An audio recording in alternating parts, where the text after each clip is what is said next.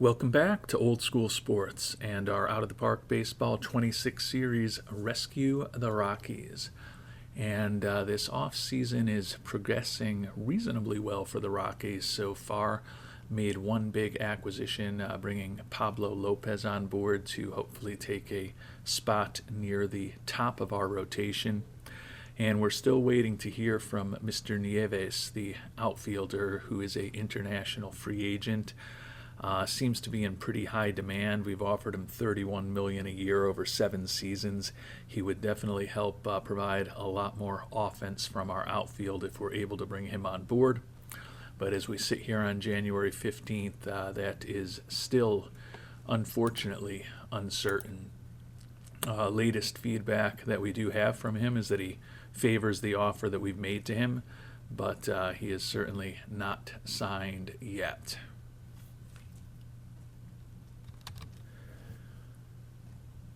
And I think the primary focus of this episode, at least the start of this episode, is going to be what we do in international amateur free agency, which begins today. Got a lot of good feedback from the worldwide scouting department, and not surprisingly, all of it focuses on the 3 highest potential players who are available. Jose Astran is Jarek Braxton's choice, and feel like Astran is probably a little bit underrated by the worldwide scouting department overall, so do appreciate Jarek mentioning him. Potentially outstanding contact and gap power, a well above average eye, and average home run power if he does develop. High loyalty, high adaptability, pretty good speed.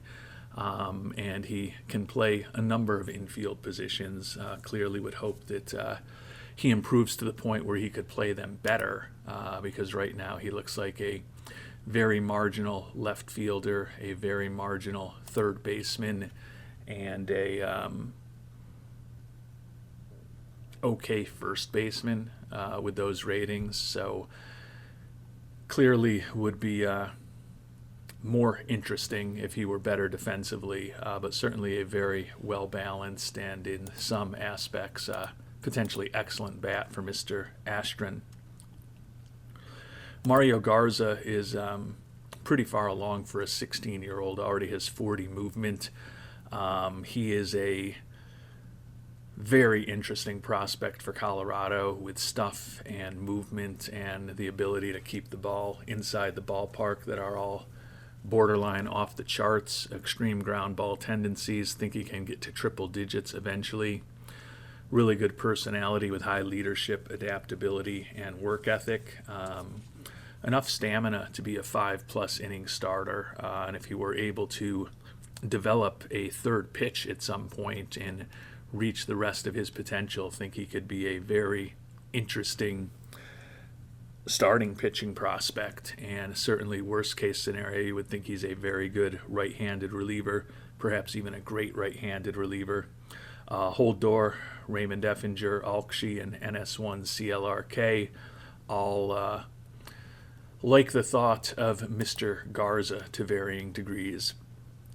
But the pick of the people being the worldwide scouting department, is definitely Jordan P. Vitty Contrarus, Scott B., Raymond Effinger, Tyler M., Fluffy Dog 987, SR, Avery Shaham, Alex the Tall, Alkshi, NS1 CLRK, Rob Irvine Jr., DLL First Base 14, and Almost Scientific History Clips all have Contrarus at or tied for the top of their board. And there's definitely a lot to like here. Excellent speed and excellent base running instincts. Contact, gap power, and eye that are all potentially world class. The things that you do worry about a little bit are the lack of power and overall relatively mediocre defense. Looks like a corner outfielder. Would hope that perhaps similar to Astran, maybe could get his defense better over time. 6'1", only 30 range and 30 error rating, so he'd be borderline as a first baseman as well. So probably a corner outfield DH type. The defense, as I noted, is not necessarily perfect for Coors, but the chance to be world class in terms of his contact, his gap power, his eye, and combining that with exceptional speed, line drive hitter. There's a lot, I think, to like about Mr. Contrarus in Colorado. I think he could play really well. He is a version of Deshaun Safo, for those of you who followed us a couple years ago when we did an expansion team, the Buffalo Wings. Mr. Safo was a first-round pick of ours that had a similar profile. I don't think Safo's eye was as good.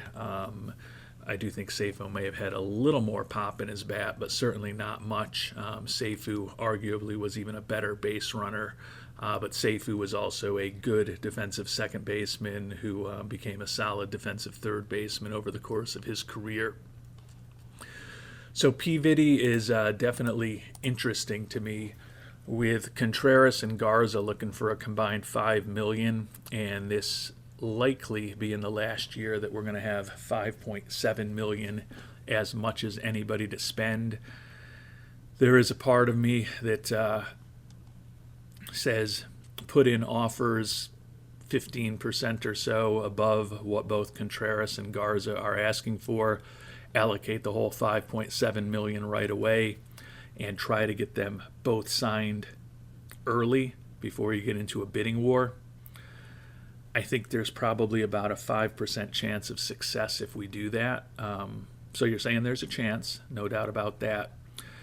But ultimately, given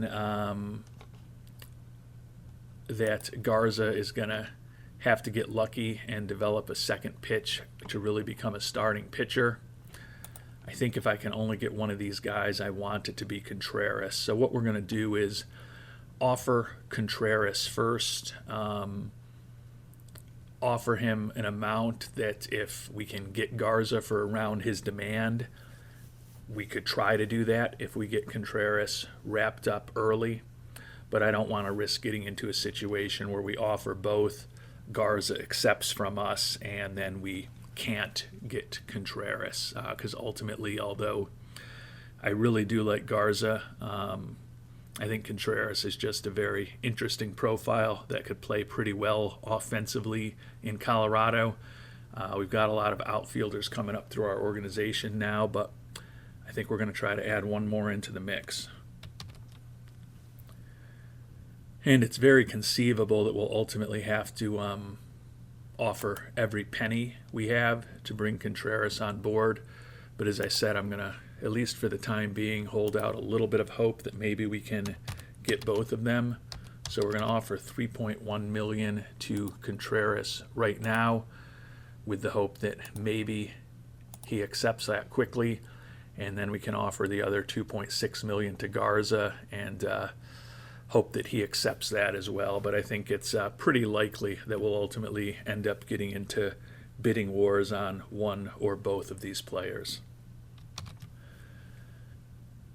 And although the initial feedback we got from Contrarus was positive, not surprisingly, he's got an offer that's pretty high that he is very interested in. So we'll investigate exactly what he says he's looking for. Says he's got an offer from Milwaukee. They're offering him $5.2 million. So this has escalated very quickly. Looks like Milwaukee has only a maximum of 5.23. So we're going to offer him 5.250. Clearly extremely unlikely that we'd be able to bring Garza on board. But if we can save $450,000, get Contrarus locked up relatively quickly, and outbid Milwaukee. Ooh. Looks like he said he wanted 5.2. We offered him 5.25. Now he says he wants 5.5. I'm not going to goof around. I'm going to offer him everything we have right now. Hopefully that'll get him locked up. It's not impossible that one of these other teams that also have $5.7 million will match us, and he'll prefer to go with them. But we're going to put our best foot forward right now, a couple of days into the IAFA signing period, and hopefully we'll get them locked up. If not, hopefully we'll have time to pivot to some of the other top prospects. And Contrarus says he likes the offer. More importantly, Gus Neves, the switch-hitting outfielder, is coming to Colorado. By far the biggest contract we've given out through this playthrough. Like his durability, love the home run power, and think he should be a pretty solid contact hitter with a decent eye. The gap power below average, but given the lack of speed, kind of is what it is. Don't love some of his personality traits. It is going to be adding a selfish personality into our locker room, and he's not necessarily perfect defensively for Coors. Could end up spending some time at DH, but will definitely, we hope, so I guess it's not really definite, give us the best bat we've ever had in our lineup, particularly with the home run power. Think that Neves, particularly against right-handed pitching, could be an absolute monster in the 81 games a year that we hope he's playing in Coors. And with the big signings of Neves and Lopez, very little money available at this point, and we're going to be needing to cut our scouting and player development budgets both back, not insignificantly from where they were a year ago. So still got time to figure out exactly where we want those to land when we get to spring training, but unlikely with just under $1 million left to potentially spend on one-year contracts that there's going to be anything else significant that we do in the free agent market this offseason. Now the big attention turns to hopefully getting the IAFA Contrarus signed. So the salary situation has escalated very quickly, with $51 million devoted to Neves and Lopez for this year and the next few years. They're really the top two paid guys on our team. Fortunately, this is the last year where our retention of Chris Bryant is still applicable, so that'll be coming off the books. But definitely going to have some interesting decisions in arbitration next year. Unfortunately, as a international free agent, Neves didn't move the needle as far as fan interest, so our fan interest is materially lower than it was a year ago at this time, even though we just won the first division title in Rockies history. Hopefully good play throughout another season, and Neves blasting some home runs will result in some growth in fan interest over this year, despite our pathetic fan loyalty. And the hope is certainly that maybe we can improve that fan loyalty from pathetic in the not too distant future. And Mr. Contrarus also inked his deal. So with Neves and Contrarus both joining us, we've got a outfielder of the present and hopefully a big-time outfielder of the future about the time that we might be moving on from Mr. Neves. Perhaps Mr. Contrarus will be able to take over as a star for us in a corner outfield spot, even though they are very different players, we think, in terms of their skill set. But got the big gun in free agency, and we got the big gun that we wanted as far as the international amateur free agent pool as well. So good start to 2028 for our Colorado Rockies. And we've made it to the start of the preseason. No change to our budget, so the $212 million, the most that we have had to spend throughout this playthrough, but we still rank only 24th overall in the majors in terms of the budget for 2028. And we've got just over a month until spring training and the end of the first trip through the development lab. Pretty similar situation to the last time we checked in. Marcelo Meyer and Kevin Roberts Jr. both on track with their plate discipline programs. Trent Clausen's last year's first-round draft pick just barely on track with his efforts to improve his gap power. Unfortunately, everyone else is frustrated, and outside of perhaps Charlie Condon, doesn't seem like a extremely high probability that any of them will improve things materially over the next several weeks, but we'll keep trying and hoping.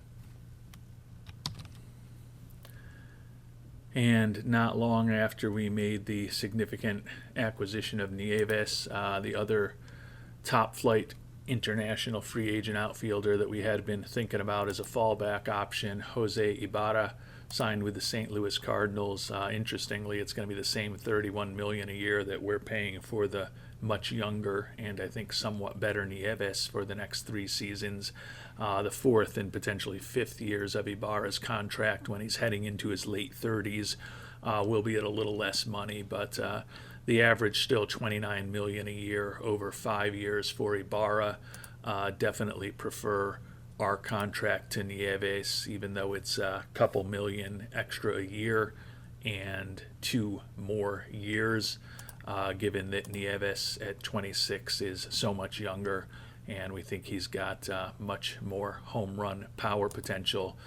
Pretty pleased with that contract. If you were wondering, another outfield that we were thinking about, Lars Nootbaar, ended up signing with the Phillies, 7 years, $113 million, so $16.2 million a year for 6 or 7 seasons in the city of brotherly love for Mr. Nootbaar.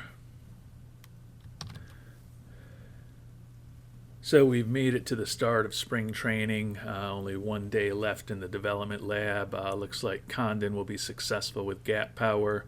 Meyer will be successful with plate discipline, and the youngster Kevin Roberts Jr. potentially going to excel in his plate discipline program. But none of the others look like they're going to work out, and unfortunately both Jamie Arnold and Pinky Santos are very borderline for perhaps really struggling with the program and regressing. So at the very least, we hope that they kind of maintain where we think they are over this final day in the dev lab. And unfortunately, the last day has not gone particularly well. We lost to Atlanta on opening day, and importantly, we only ended up with 2 successful programs. Charlie Condon did improve his current gap power by 5 points, makes him a little more likely to stick with us in some type of role coming out of spring training. And we did get an outstanding result from Kevin Roberts Jr. in plate discipline. Both his potential and current eye improved by 5 points for the former 5th overall pick in the draft. Unfortunately, no improvement ultimately for Marcelo Meyer. He was right on the borderline, so that was a bummer. Ted Miller, no improvement. Trent Clausen, no improvement. Thought we had a chance with him as well. Dial Amador, no improvement. Jamie Arnold, no improvement with his secondary pitch. And a poor result from Francisco Santos, so that's really disappointing for the number 32 prospect in baseball.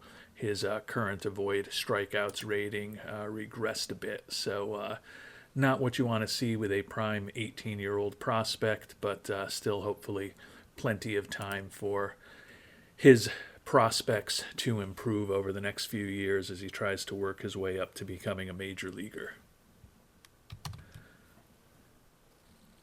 And before we finish up, we'll let you know what we're going to be trying to do in the development lab over the course of spring training. Trent Clausen, Charlie Condon, and Chandler Simpson all going to work on their outfield defense. Caleb Lovavita, recent acquisition, who's kind of the 3rd catcher in our organization right now, going to work on improving his defense. Marcelo Meyer, who we picked up, only knew how to play shortstop. We're playing him at 2nd against right-handed pitchers and 3rd against left-handed pitchers in spring training to try to get him as versatile as possible. He's also going to focus on learning a new position over the next month. And then Adile Amador, Jared Cerna, both working on base running fundamentals, and Ezekiel Tovar going to work on his base stealing technique as we try to have a 3rd consecutive outstanding season from our franchise shortstop.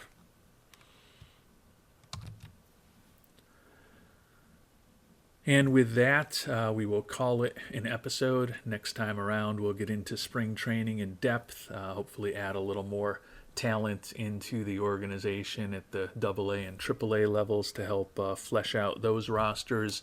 Ultimately find out what happens in this shorter trip through the development lab that we just talked about, and hopefully have this team healthy and ready to make a third straight playoff appearance while hopefully winning a second National League West title when we get to the beginning of April and we get to the start of this season. And we'll find out how spring training goes in our next episode.